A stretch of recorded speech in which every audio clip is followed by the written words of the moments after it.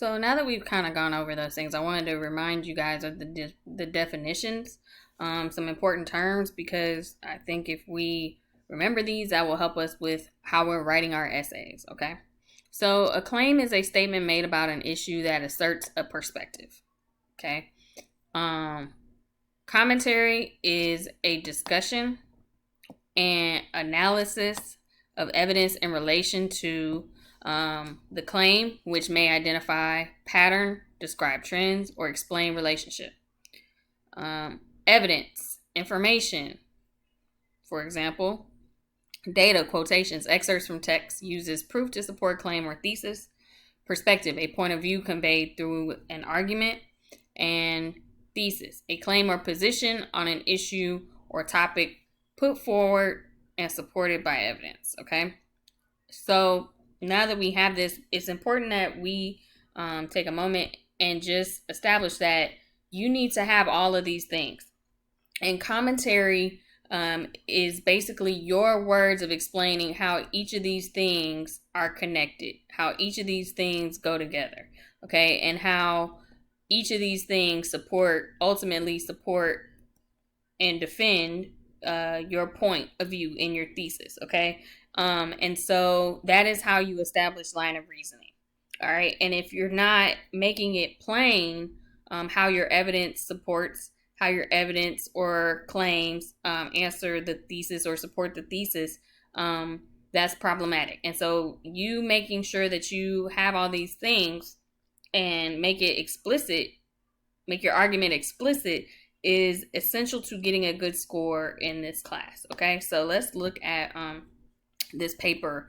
This paper that we're looking at today, I've already posted it in this discussion, so where it's being read audibly, so that you can read along with it. If you have not read this, I would stop this video and then read this and then come back, because we're not going to read this essay in this video. We're just going to go through and talk about the things that the student does. All right. So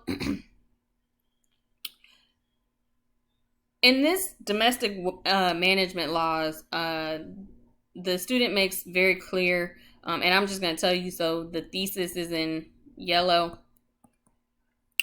The evidence is in green, and claims are in pink. Okay, so the student is I'll just read you the thesis. In the face of increasingly devastating natural disasters, it is necessary that U.S. waste management laws be updated to accommodate for changing conditions in which landfills operate. All right, so this student is talking about this, and this whole paper should be about supporting this. All right, so if you look at even the subtopics tell us, basically they help us follow in understanding. It helps us follow her line of reasoning. Your subtopic should do that. I had students who basically were listing what paragraph it was, like paragraph 1, body paragraph 2. Don't do that. We're educated individuals. You don't need to tell us what a body paragraph is. But what you can do if you're going to do a subtopic is give us a general idea of what your topic in this paragraph that's going to be discussed. So she begins with context here. And the context is important because it situates your IRR within the argument of your TMP.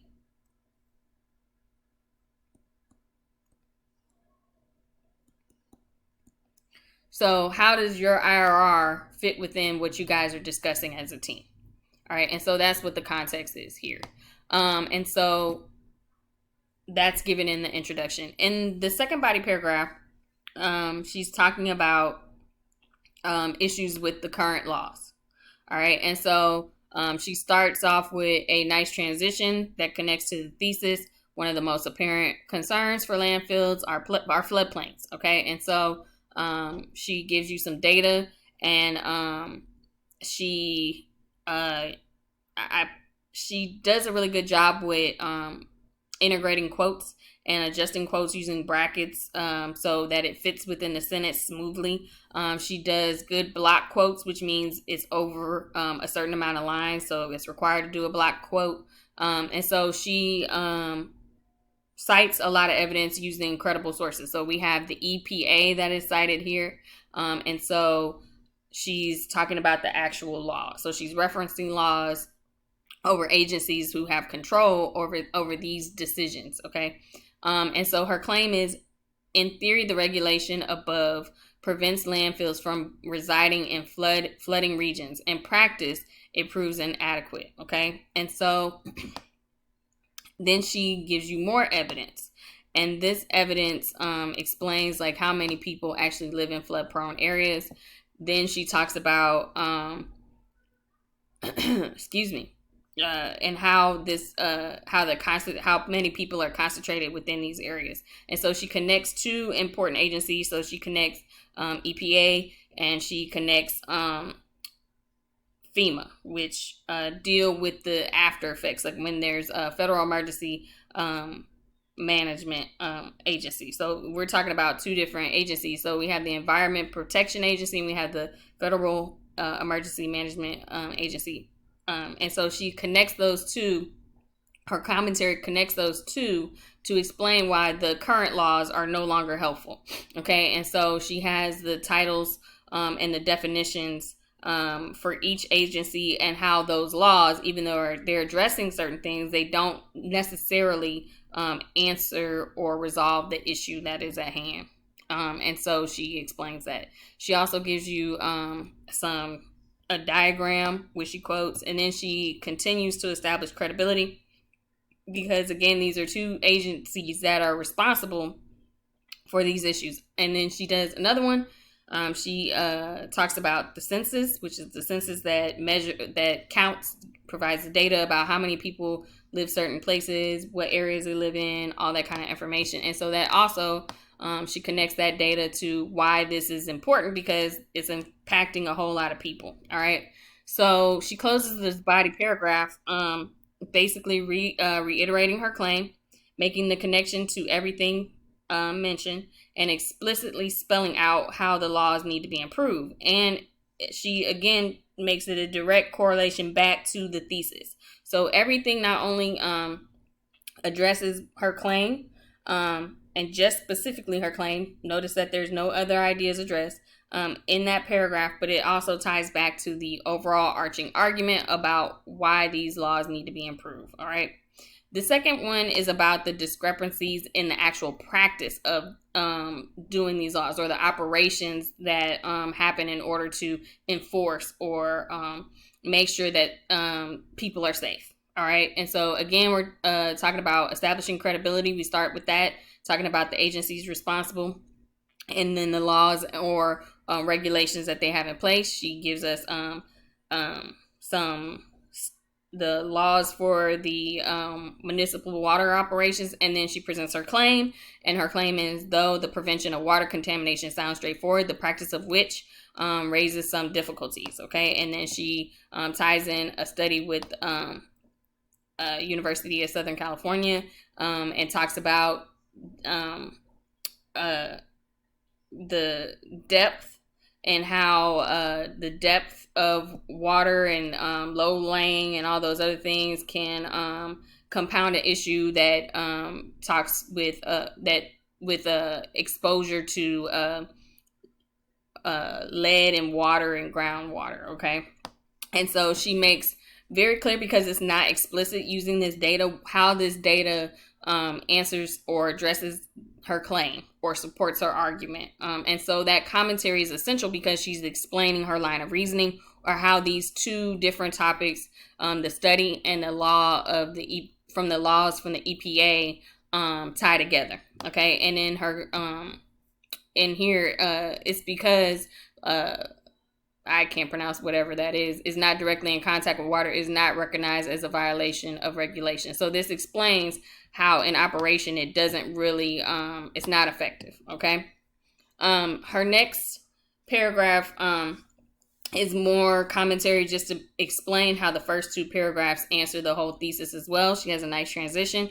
Natural disasters accelerate the spread of the thing, whatever it is, and then she gives you more details. And then she also ties into the greater context of why this topic matters, because we're Houstonians and we just recently went through Harvey, and Harvey is a awesome example of a storm that makes those regulations unapplicable, settings that basically allow for contamination of groundwater and land, landfills that are exposed to flood-prone areas, and how people in Houston are being subjected to these basic contaminations that of their water, okay, and land, which is unhealthy. And so she's connecting all of this to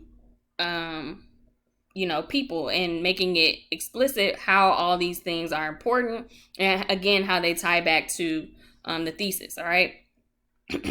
And her transition here says, as natural disasters become more prominent, it is necessary that preventative practices are put in place to ensure that landfill leakages do not occur and diminish civilian health and hygiene. Okay, so that is her tie-in to the conclusion.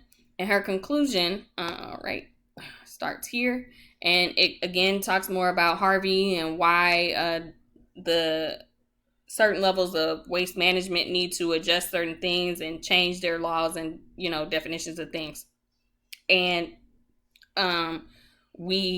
she gives another resource about why how other experts see this as important, and how some of their work is reactionary instead of preventative.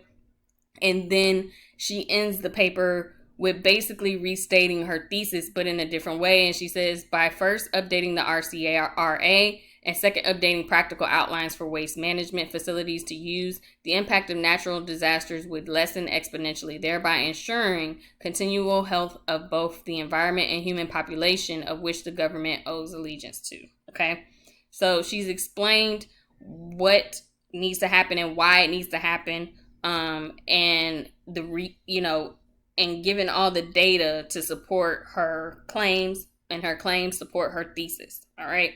And so that's what we want to see in your IRRs, in any argument essay or essay. They need to be aligned. There needs to be a clear line of reasoning. I can easily draw a straight line from her thesis to her conclusion, and I could plot along that line her claims and her evidence and just say all this supported this. I can go from A to Z. All right. In some of your papers, I cannot go from A to Z and say how everything that you put aligns with what you're trying to say. And so maybe a best practice would be to outline. Okay. And so I gave you a chart to use so you can look at another paper and outline, and see if you can outline that argument and see all the steps. So what is the thesis? What are the claims? What are the evidence? And do they align with a logical line of reasoning that is easy to follow? And so here I kind of annotated her annotated bibliography. I just wanted you to note how the student's paper, how the annotated bibliography is titled. It starts after the essay is finished. All the sources are cited. This is MLA, but all the sources, it doesn't matter what citation format, have hanging indentations. And each source is ravened. And so the raven allows for you to get higher scores on certain rows. And so if you're not evaluating the sources within your essay, you could do this and still get full points, okay? Because doing it in the essay does take away from your word count. So it's less time, less space to say what you need to say. But doing this at least accounts for that. Even though this student evaluates her sources throughout the essay, she could have left some of those out and still gotten a great score. So this is the way that we can ensure at least you get a 6 on that row. So just be very cognizant and aware of, 1, the format, and 2, that you're doing that. Okay, so this is an example of a high scoring paper. apply some of this to your paper and see what you could do to improve for next time. All right. Hope this helps.